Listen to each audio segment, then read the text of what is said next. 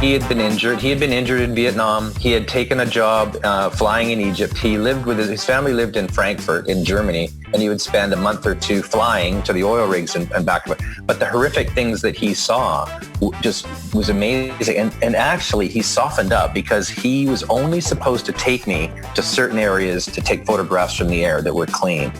But when I put on my headset in the helicopter, he goes, "Nigel, can you hear me?" And I said, "Yes." He said, "Okay, this is the deal. I'm going to take you to some areas that I'm not supposed to take you to." And he said, "Put your camera between your legs, see the glass between your feet." Because I was in the front with him. I was in the co-pilot seat. And we had some oil workers in the back. We had some executives and oil workers in the back. And he said, "Whatever you do not let the guys in the back seat see your camera."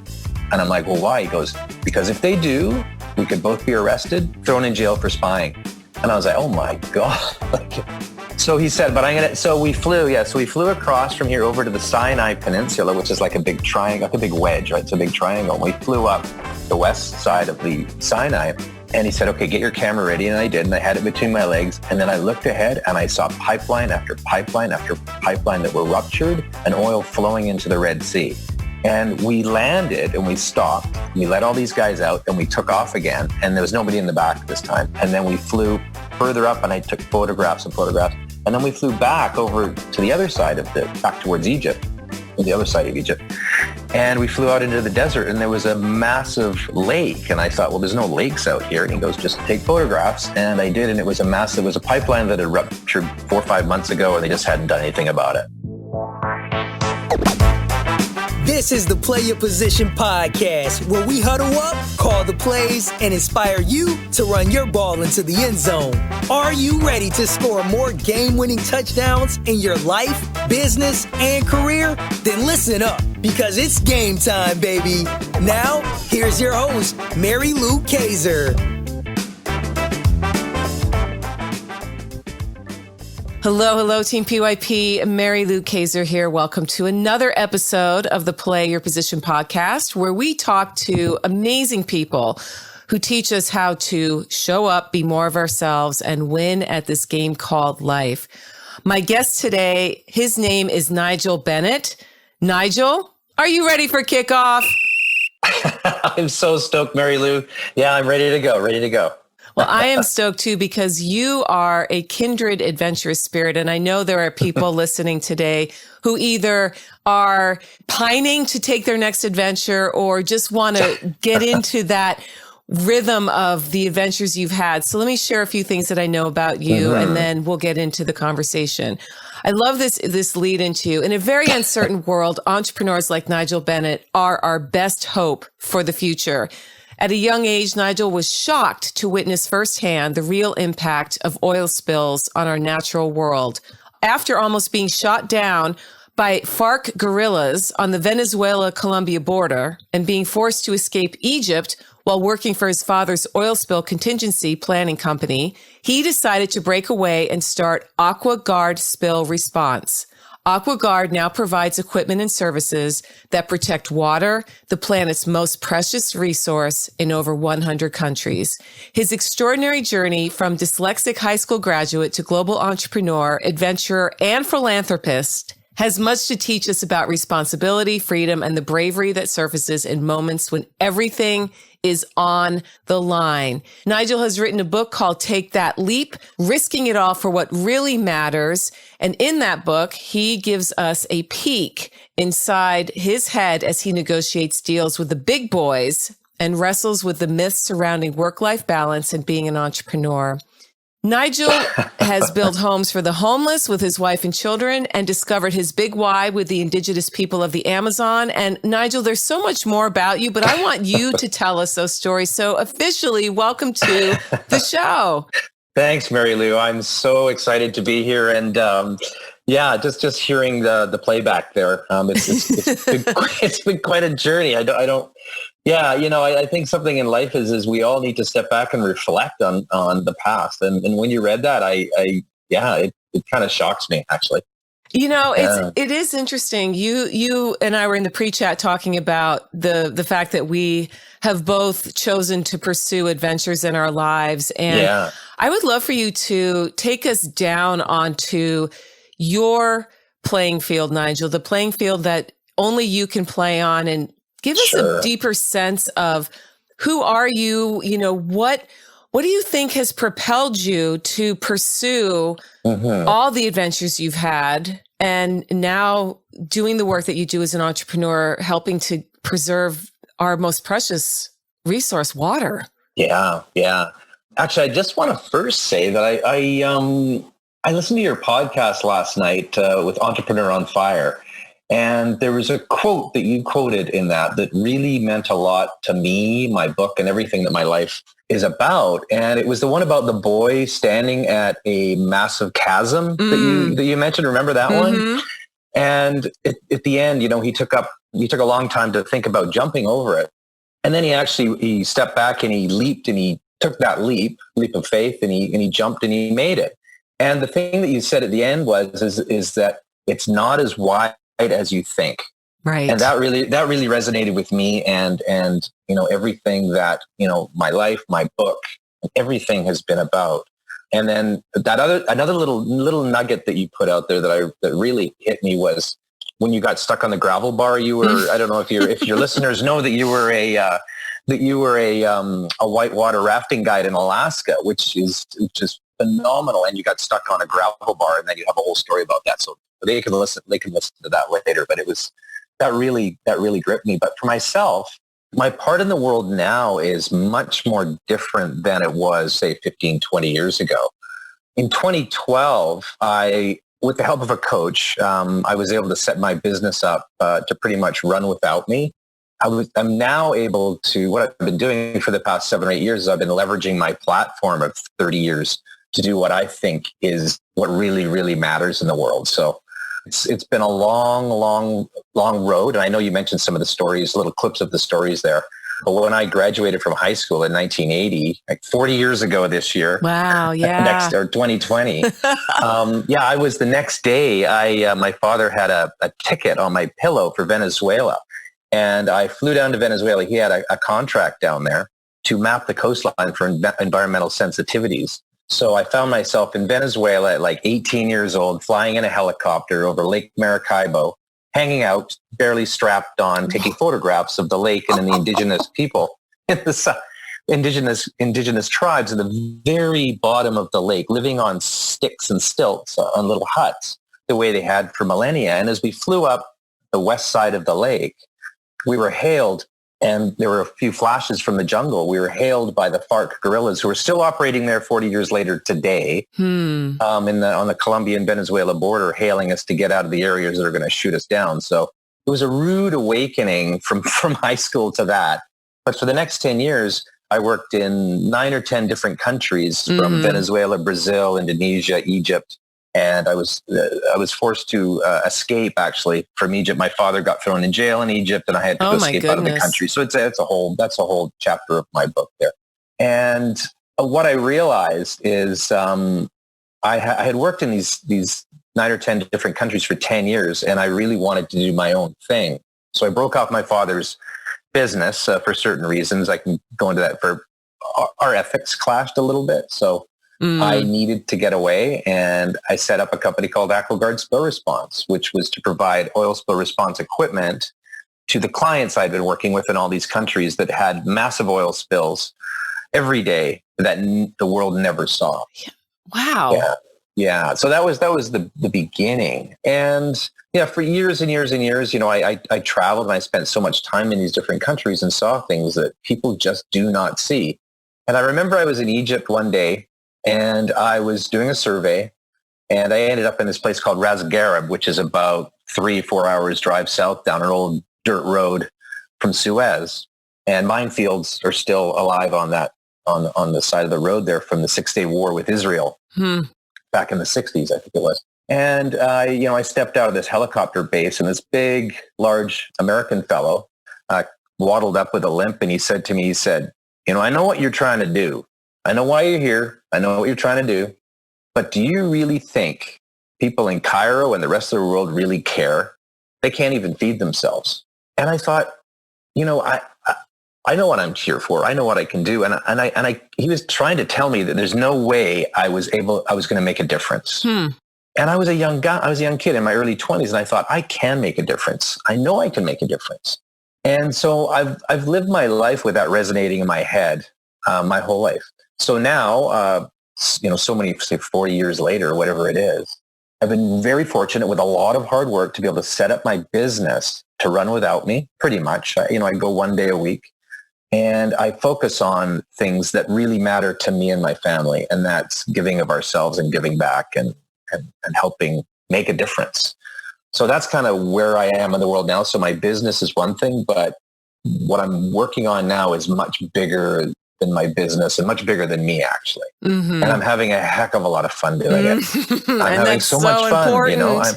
I'm having so much fun, and I've connected with so many cool and amazing people like yourself, from podcasts to nonprofit groups that are doing incredible things. And I have to be honest with you, I started up a couple of nonprofits, and the amazing thing is most of the people that run these nonprofits and the ones that are making the most difference are women. They're young women, and they are absolutely, changing the world. And I'm a guy, and it's a really interesting the way things are shifting and the way women are really stepping up and making a huge difference. So sorry, I'm kind of going off on a tangent here. I love this. Yeah, I really do. Yeah. There's a couple of points I wanted to touch on. The story about landing in Egypt and that big guy coming along. Yeah. I hear you recount what he said to you, and boy, does that speak of his own despair. Like he may have been there a long time and felt like he had let go long ago of ever making a difference. And so you were a threat to him. Like here comes this young guy who's all bright-eyed and bushy-tailed with big dreams, and why not, I'm going to poke holes in this balloon because I got nothing better to do, right? Yeah, he was interesting because he was an ex-Vietnam pilot, because this was in the early 80s. So he had been injured. He had been injured in Vietnam. He had taken a job flying in Egypt. He lived with his family lived in Frankfurt in Germany, and he would spend a month or two flying to the oil rigs and back. But the horrific things that he saw just was amazing. And actually he softened up, because he was only supposed to take me to certain areas to take photographs from the air that were clean.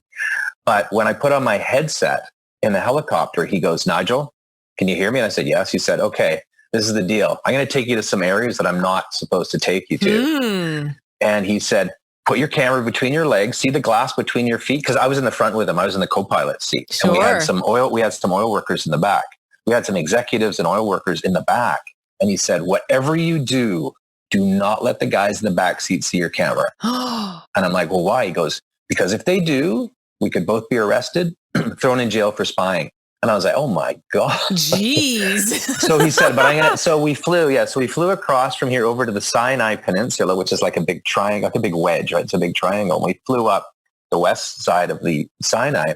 And he said, "Okay, get your camera ready." And I did. And I had it between my legs. And then I looked ahead and I saw pipeline after pipeline after pipeline that were ruptured and oil flowing into the Red Sea. Oh my goodness. And we landed and we stopped. We let all these guys out and we took off again. And there was nobody in the back this time. And then we flew further up and I took photographs. And then we flew back over to the other side back towards Egypt, on the other side of Egypt. And we flew out into the desert and there was a massive lake. And I thought, well, there's no lakes out here. And he goes, "Just take photographs." And I did. And it was a pipeline that had ruptured 4 or 5 months ago, and they just hadn't done anything about it. And it formed this lake in the middle of the desert. A lake of oil? A lake of oil. Wow.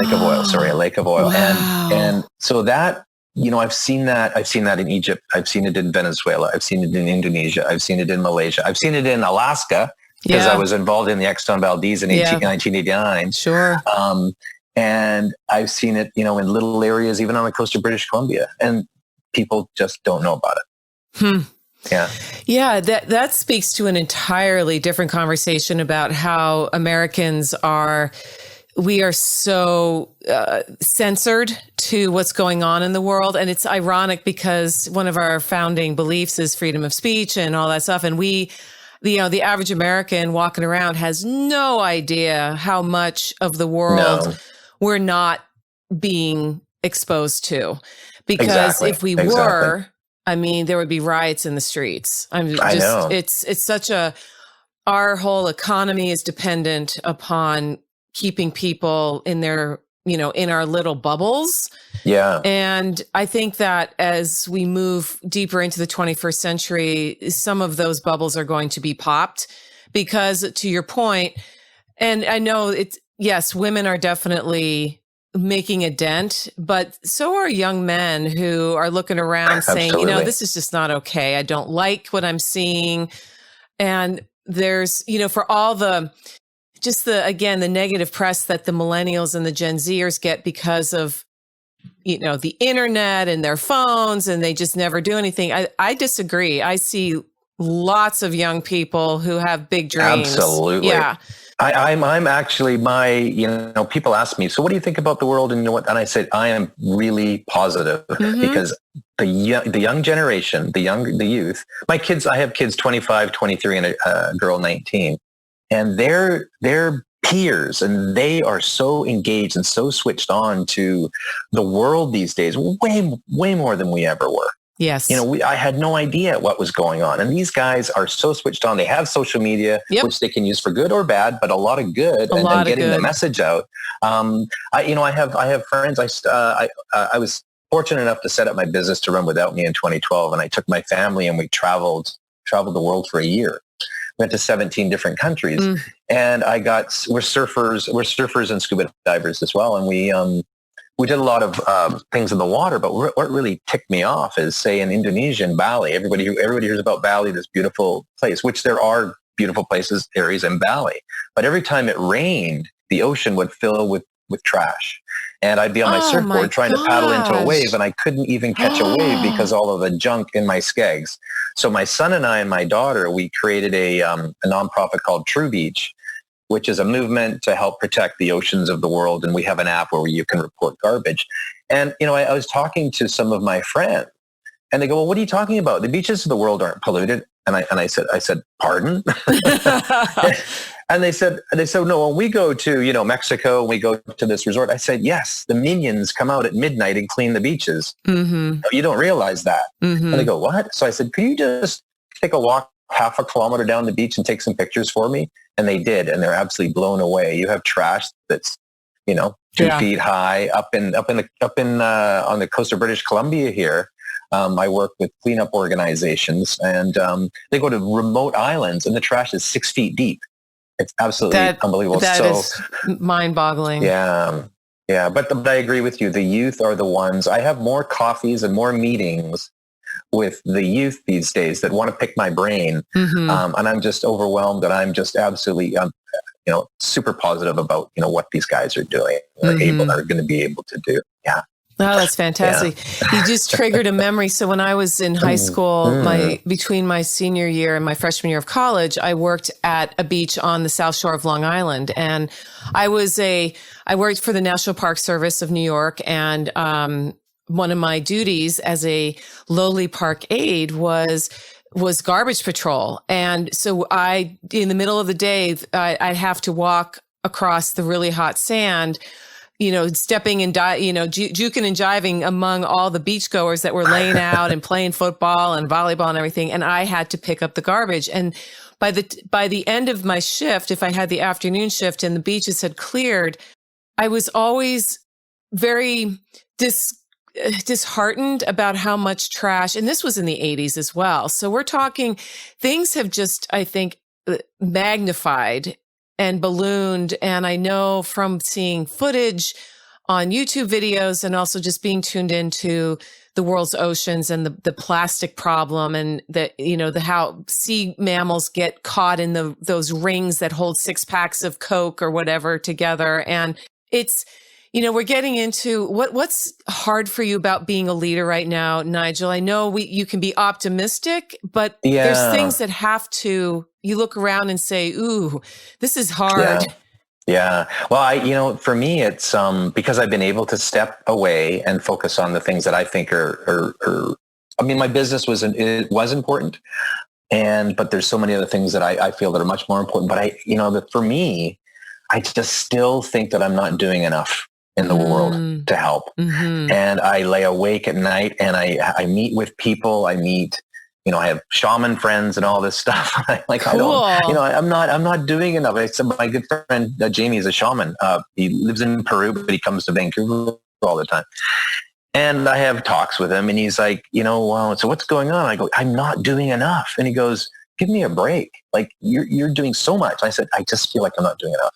And so for me, that's what it is. I just feel that I'm not doing enough. And I just feel that as a leader, I've got lots of stories. I mean, I had a journey with Lynn Twist, who's one of the most amazing women I've ever met. She wrote a book called The Soul of Money, had a journey deep into the Amazon with my family. I mean, I just feel that I have a great responsibility because I've been given the company and the connections and the platform that I have. I've been given so much, and it's my responsibility to do something. And I think all leaders have a great responsibility. I think, to sit back idly and just hoard as much cash as you can is completely unacceptable. Mm-hmm. I think that we have a great responsibility to society, to our community, to the world, to help in whatever way we can. And so that's where it perplexes me at night. I just never feel that I'm doing enough.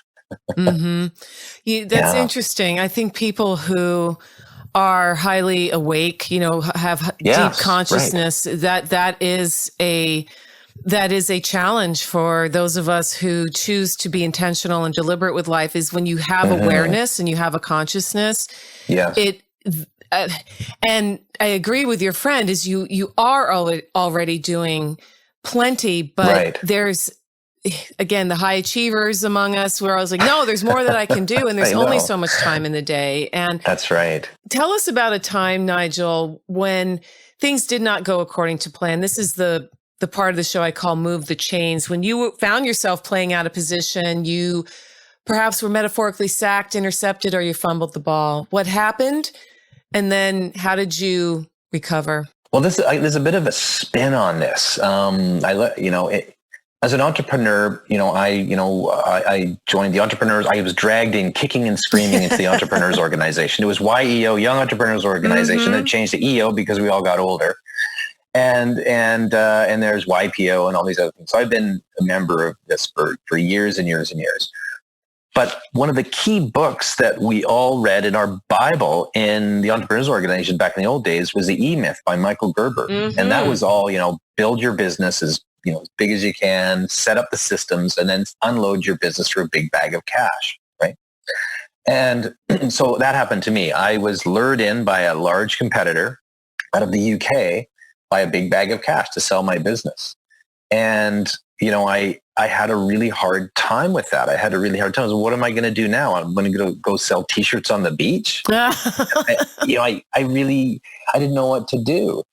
So this entrepreneurs organization, which many of your listeners know of, there's an offshoot at MIT in Boston. It was called Birthing a Giants, and now it's rebranded as the Entrepreneurs Masters Program. So I've been a member of that for 15 years. Mm. And I was almost ready to leave the group. I'd learned it was all about, your bottom, how to increase your bottom line, and it was really, really, really valuable for me for many years. But then I got to a point in my life where I was about to leave. And this woman came in as a speaker, and her name was Lynn Twist. And she wrote a book called The Soul of Money. And she started an organization called the Pachamama Alliance, which works with the indigenous tribes of the Amazon. And she said, if any of you guys and our guys and girls in our class, all entrepreneurs, want to come with me to the Amazon, you're more than welcome. And I said, you've got to be kidding. We're going to go to the Amazon and spend time with an indigenous tribe that had only had contact with her group for 10 years. So I had been offered to sell my business. Everything had been done. The due diligence had been done. A deposit had been paid. And I agreed to go to the Amazon, and I went with Lynn, and I went with my family, my kids, so they could witness this tribe that basically lived for millennia on fishing and whatnot, deep in the Amazon. And we did a ceremony. We had a shamans, and I had no idea. I'd never done anything like this before. I didn't know we were going to do ceremony. So we did a ceremony, and I lay down on this banana leaf in the jungle, in the dirt, beside a tributary to the Amazon. Mm-hmm. And I was led, after this ayahuasca serum had taken effect, I was led to a shaman. I sat across from him and he was chanting and swirling a feather. I think it was a feather or something. And I saw this face, this great warm face looking at me, and I thought, oh, this is great. You know, I feel fantastic. And then the face changed, and it was a face of great responsibility looking at me. And I was shocked. And then it went back to this warm face, and then I was putting back on my banana leaf. And then I went off on this other trip, which went on all night. And, but I think what happened when I was on this journey with the ayahuasca, that it tapped into my deep, deep conscious. And my deep, deep consciousness was trying to tell me, Nigel, don't sell your business. You're doing it for the wrong reason. You're doing it for the wrong reason. Take your business, leverage it, leverage the platform that you've built for 30 years to do good in the world. And I'm like, no. I'm trying to shake it up. No. I'm going to get this bag of cash, and I'm going to, the deal was done. I don't get it. Like, well, what's going on here? And I woke up, and we came out of the Amazon. Our whole family crammed into this tiny little Cessna, all 5 of us, and we took off on a dirt runway, and we landed we were in Ecuador, landed in this little village, and we ended up flying home. The whole way home, I was pondering, like, what? I don't understand what's going on.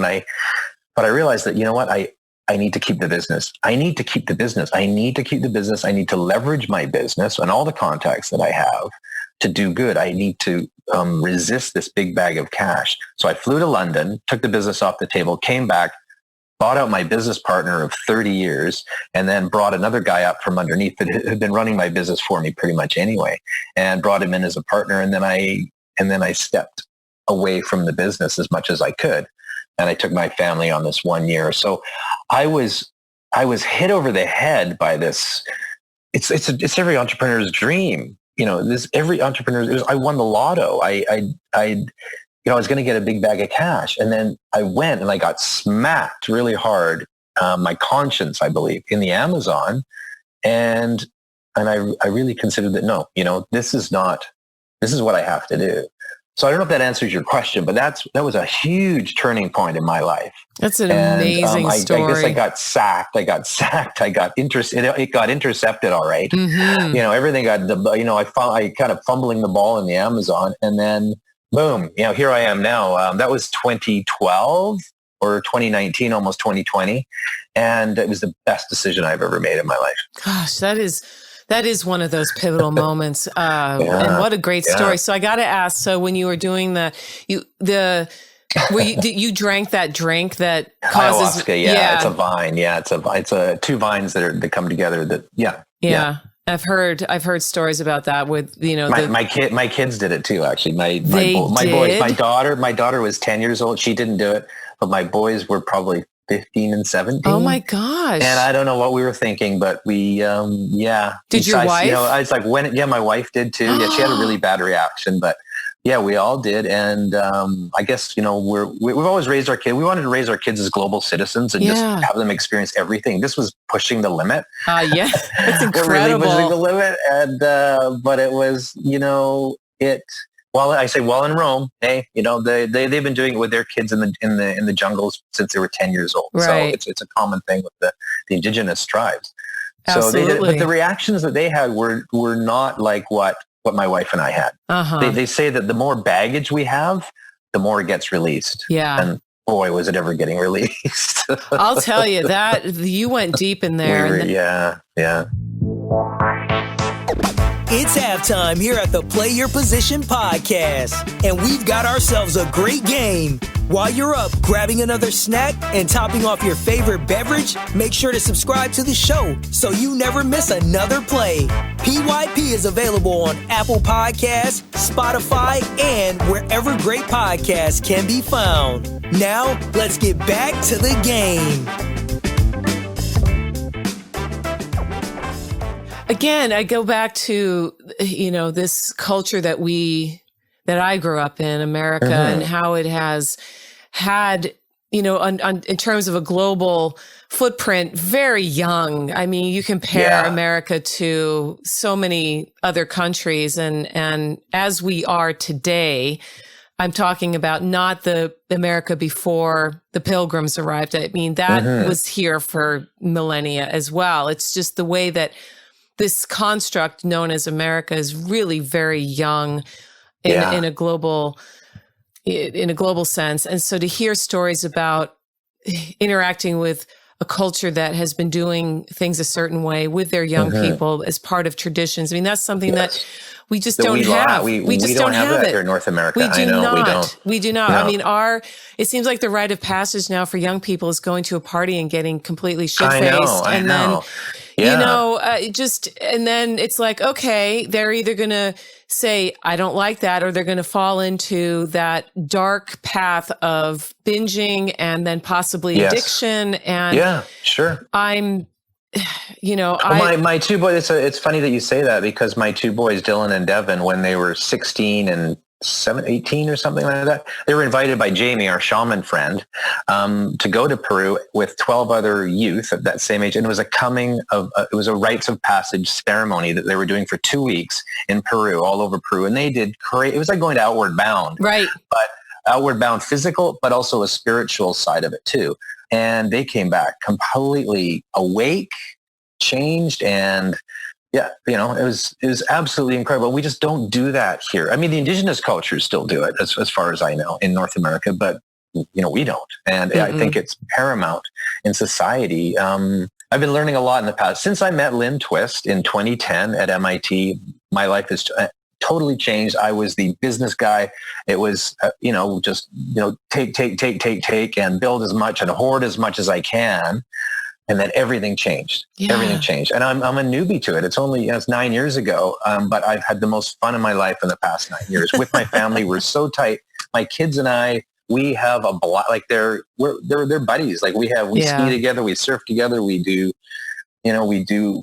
board games coming out of the yin yang. We sit and we play board games. Yeah. I do that with my kids as well, because, we have so much fun when we get together, and it's incredible to have that, but it's a conscious thing. I mean, it sounds like you raised your children very intentionally, and as did I. And I look at, where I'm at and say, gosh, how can they be, how can I have a daughter who's out of college and working full time? And my son is, in his junior year in college and is forming his own identity and showing up as himself. And I just feel like, as parents, when we do it well, there isn't a system in our culture either that, not that I need a big parade or anything. It's just, hey, give me some credit for creating two humans that are actually functioning and contributing to the world, right? Instead of,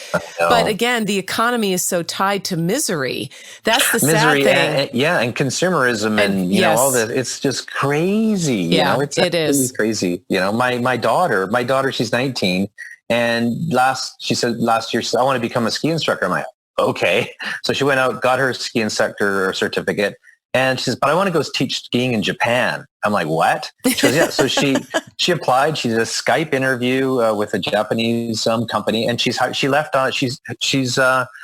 She's there now, and she's in Hakuba in northern Japan, and she did her first 3 days of orientation, and she's teaching. I'm like, okay, go for it. So there's so much out there in such a huge world for us to explore, and we're all stuck to our cell phones and looking at what everybody else is doing. So sick of it, and it's crazy where. There's so much to see and do in this big, beautiful world. And there really is. There's so much to see and do. And I battle the phone because I work from home and I have to communicate with certain people. And so there is some of that, but in the off hours, becoming conscious, there's that conscientious, put the phone away, turn the phone off, get it out of sight, and actually have a conversation with someone without holding your phone. That's That's right. I know. Oh my gosh. I know. My wife and I, Reika, we watched a documentary last night on Netflix, and it's called The Minimalists. I don't know if you've seen that, but it's two guys that are big Wall Street guys, and they work their way up through the corporate ladder, and they're absolutely miserable. And then they both give it up. They're both best friends from high school. They both give it up, and they try and live a minimalist life, with just minimal things. And then they write a couple of books, and they do a tour across the U.S., a 10-month tour, and it's just taken off like wildfire. And, I don't know if I could do quite what they're doing, but it really makes you think about, what's going on in consumerism and the need. I need this. We don't need all this stuff. I know. It's crazy. It is crazy. I don't know if you've seen this documentary. It's called The True Cost, and it's about fast fashion. Right. And the fast fashion industry. So, companies like H&M and Forever 21 and all this very, very cheap clothing. And if you're looking for something that will open your eyes to that industry, that was an eye-opener. In fact, my son was a big fan of H&M when he was in high school. And then I shared that True Cost documentary with him, and he's like, now he loves, my son is interesting and he really reflects his generation. He loves shopping at thrift stores and secondhand shops. That's like my kids. Yeah. He also will buy a signature piece from one of these like Supreme, like one of these iconic small batch brands where they have limited editions of things, and he'll spend like $400 on a sweater, but he'll wear it all the time. Unlike his mother, who has this ridiculous closets full of clothes. And I was actually thinking about this last night for, apropos of nothing, but I'm in the process, as I think a lot of people are right now, because as of this recording, we're in December of 2019. This will air in 2020, but we're entering an entire new decade. And I just am so optimistic about the 2020s. To me, the 20-teens were a big shit show, and it's time to leave them behind, Well, I think, like you said, the whole point about being awake, I think so many more people are waking up. Yes. So many more CEOs are waking up. So many more entrepreneurs are waking up. Social responsibility has become a big thing. Most companies, I wouldn't say a lot of companies, it's a wave that, what's your, we have a social responsibility to people and the planet and everything else. And it's a massive wave that's coming really quick. If you look at, the straw thing, getting rid of straws, plastic straws, that came on, a year or so ago. And then it hit, I can't have a straw because it's plastic. And it's very rare up here in Vancouver, it's very rare to see a restaurant that would ever have a plastic straw ever. Right. Now, they've been gone. And then plastic bags have been banned. Like in Vancouver, it's going to be 2020, no plastic bags. Just take your own bag. Not a big deal. And, the Starbucks and whatnot, it's, just take your own cup. That was one thing that Lynn Twist taught me 10 years ago. I was sitting at my group of MIT entrepreneurs, and it's a 5-day conclave. And we had multiple plastic bottles in front of us because we've been there for days. So we had a pile of all these plastic bottles, and she stood up with her reusable container and said, "What are you guys doing?" And we were, "What do you mean?" She said, "Look at all the plastic bottles. You're just going to throw that all in the garbage, and it's going to end up in the oceans." And I never had thought. I was not awake at the time. Yes. I didn't know, which is fair enough. And I think education is key to everything on our planet. Education, about, I go to Indonesia and I'm like, well, the oceans are full of plastic every time it rains. The reason is because people throw all their garbage over the fence into the dry creeks. And then when it rains, it flushes into the ocean. If we work on education, educating people just to do a little bit, and don't do that, take it, if they have recycling, recycle it. Right. But it's education. It's all about education. And I think that it's coming fast, and we are making massive changes. Yeah.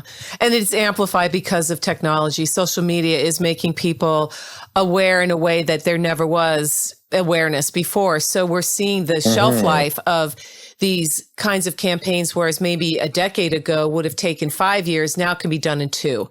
Absolutely. That's the power of and that's the positive side of technology. And the other, there's so many of these mindsets and belief systems that are just being dismantled one Instagram or Facebook or Twitter post at a time. And sometimes people will say, I'm sick and tired of seeing all these memes around whatever, whether it's garbage in the oceans or it's, body shaming images or whatever. But that's how education is a practice. It's a repetition. It's like eventually you begin to say to yourself, you know what, there's something here and I believe this now and I don't believe what I used to. And I'm going to go and take part of my life and pursue this because this cause matters to me. Yeah. And like I said, for me too, I wasn't really awake until only 10 years ago. But my kids, since the day they were born, they're completely switched on. And, I think it was paramount when I said to Lynn Twist that I'm bringing my family with me to the Amazon. She goes, well, no, it's really a CEO thing. I said, no. I have this much bandwidth left in my life to make a difference. These guys have this much and they have social media. She says, you're right. Bring them. Oh, fantastic. Well, Nigel, you have, that in and of itself is a great win, but I want to put you in the red zone because now we're at the part of the show we call touchdown. So it's not like you haven't shared some big wins already, but I'm sure you've got another one. So you are in the red zone. Man. There are less than 30 seconds left on the clock. You are down by 4 points. It's third down. Nigel, it's now or never. Tell us a story about a time when you ran the ball into the end zone for that game-winning touchdown. Man, I just so many things here. I have to reflect back on the time when I just said, "Hey guys, I'm not selling right now," and I was able to bring up through the ranks in my business a guy that had been with me since he was 18 years old. He was sweeping the floor when he was a kid, and then he moved up through estimation, and then he was actually really running the business. And I just said, no, we're not selling this thing. Hey, would you like to be my new partner? We can buy out my old partner, because my other partner he really was done. He wanted to sell. The deal was done for him. And I said that was fair enough. So we put together a deal, and we ended up buying him out. And then this other young gentleman who's 40 now, I call him young, he's been running the whole business for me. So it was one of those things where, I keep going back to that. It was, do I sell it? I'm like, no, I'm keeping my business. I'm keeping that platform, and I'm going to leverage it to do good, whatever good is, but I'm going to leverage it. I think too many of us, and I see it every day because I belong to, and I have belonged to many, many, many entrepreneur organization groups over the years. And I see it 90% of the time, that when a massive liquidation event happens, somebody sells their business or inherits a lot of money or whatever it may be, disaster strikes. Wow. People lose their souls, and you would never think that in a million years, but it happens almost every time. Really? Why? Because people are used to this work, being somebody, having this income, this constant income coming in up and down, even though business is really hard. Yes, it is. Really hard. And we have our ups and we have our downs. But then when you get a bag of cash, you go from a mindset of abundance where you're creating something. We have income, we have our families, to a mindset of scarcity, because we now have a big bag of cash. We put it with an investment advisor, which we have no idea what they're doing. And we aren't making the returns that we were making when we had our business. And now, because we have a big bag of cash, we're isolating ourselves, and our family are flying first class, and we're staying at 5-star hotels, and we're not connecting with humanity anymore. It's this isolation, and people become absolutely miserable. And there was a speaker that came last year to my MIT class, and he stood up, and there were actually two speakers, and both had major liquidation events. And the one guy stood up in front of us and said, if you're considering selling your business and you don't know what your life's purpose is, don't sell it. He said, unless you have a crystal clear idea of what your life's purpose is, do not sell, because it will be a complete disaster, because that's what happened to me. I ended up in Florida. I blew all the money up my nose, and I divorced and it was just a complete spiraling disaster. And he was absolutely adamant that, unless you know exactly what your life's purpose is, which is a pretty difficult exercise to figure out and can take a lot of time. Oh, yes, it can. Right? Oh my gosh. So, yes, so it yeah, can. it was, so anyway, so for me, it was hearing that little voice in my head saying, don't do it, keep it. And it was a difficult decision to make. I bet. And, raising this guy up, and now, he runs my business. He's my partner. I mean, he's a minority partner.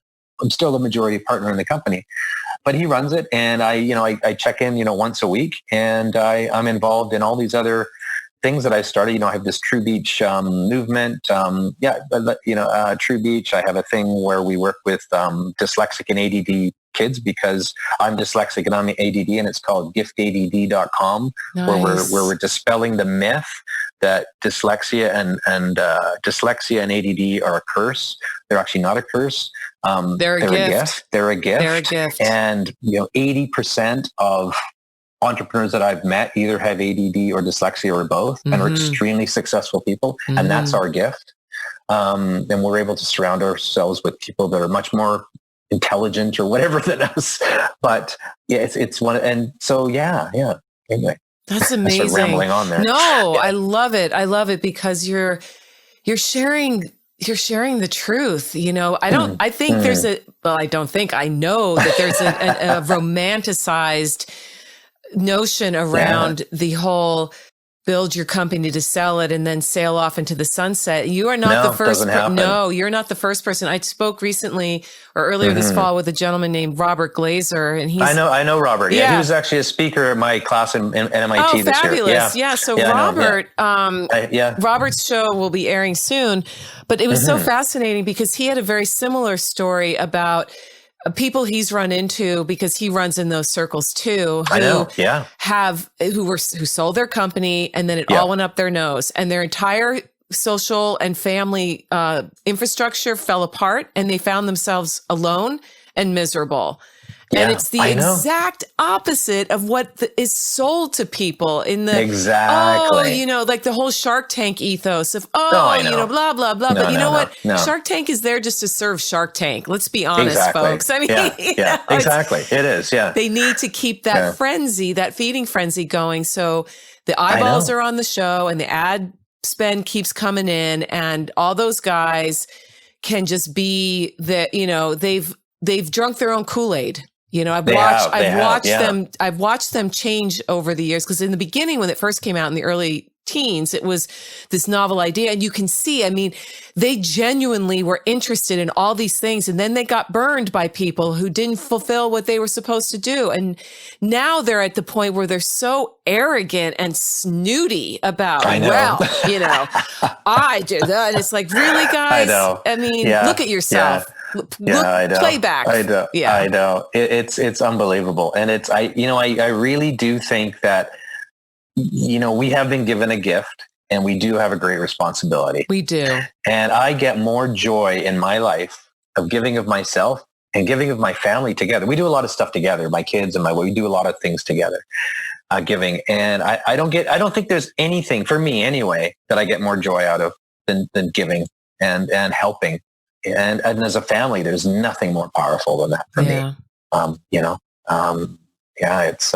But this myth, this crazy myth of, hoard as much as you can for yourself. And it's just absolutely, it's crap. It doesn't make you happy. No, it's this cliche, money doesn't make you happy, but really it doesn't. And if we look at, even the film I watched last night with the Minimalists, these guys were hotshot, guys on Wall Street, and they said, screw this, I'm out of here, because if I keep going, you've got me for life. Yeah. And they didn't want to have the shackles for life. So they hit the road, and they did their own thing. I just talked to another guy who his episode will air in 2020. His name is Jeff Blades. I don't know if you know him. Jeff. No, I don't. Jeff worked for Goldman Sachs for years and saw what you just described and got so disgruntled and tired of having these leaning in to whisper, what's your number to everybody, right? And then he discovered personal development, and he tells the story. He says, I was the biggest I was the biggest jerk about personal development. I said, who does that kind of nonsense? That's just for, those woo-woo people. And then he started on this path, and now that's all he does. And this guy is one of the most well-read. He was telling me about books from like the 1700s that I'd never heard of. He says, you got to check this out. So I have this list of things. And when that airs, I'll make sure to tell you, because I'd love to. He's originally from, I think he's originally from Australia, and he is so pumped up about, you want to talk about a guy on a mission. It's like, I hear it in your voice too, that you know who you are and what you're doing. And there's like people who are awake and alive. Like Thoreau said, how could I look a man who's awake and alive in the face? They just don't exist. And that was back in 1850 when he was living at Walden, right? So it's nothing new. It's nothing new. It is nothing new. I agree. It's nothing new. Yeah.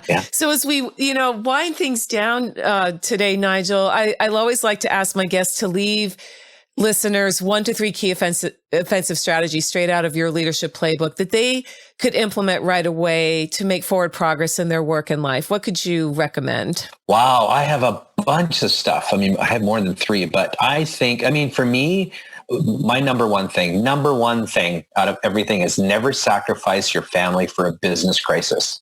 Because we're in crisis every day in business. Entrepreneurs, we're in crisis. And it's so easy to get into that rhythm of missing Johnny's football game or soccer game and then the Christmas concert. And then it just becomes the norm. And so we just can't allow ourselves to get into that. So it's never sacrifice family for business crisis was my number one thing. Number 2 is get a coach. I was dragged in to getting a coach, and I've worked with my coach, Kevin Lawrence, who's a Gazelles coach for, over 15 years now, and is the best thing I did. He held my feet to the fire. And the only reason that I am sitting here today in the position that I am is because of him and my wife. And another thing would be join a peer group. Mine was the Entrepreneurs Organization way back. I physically got dragged in by a 300-pound lineman from a football team that had joined after his football career. And he says, Nigel, you need to join this group. And I had no time. I had a young family. He dragged me in kicking and screaming. It was the best. My wife and I talk about it every month or two. That was one of the best decisions we ever made, is joining the Entrepreneurs Organization or a peer group like that, because it opened up our whole world. It opened up our whole world. And I've got a billion other things here. Another thing is, dig deep and find your why. Why do you do what you do, and what is our life purpose? What is it? It's not we're on this treadmill every day, but we can just peek out of that for a bit and go, what am I really here for? Yeah. What is my purpose? What is my purpose? Yeah. And people talk about life balance. I really think it's a life rhythm, because balance, you're sacrificing one for the other. It's getting into the flow, man. It's like getting into the rhythm of, it's almost like a dance. You're in this rhythm. It's living a life rhythm.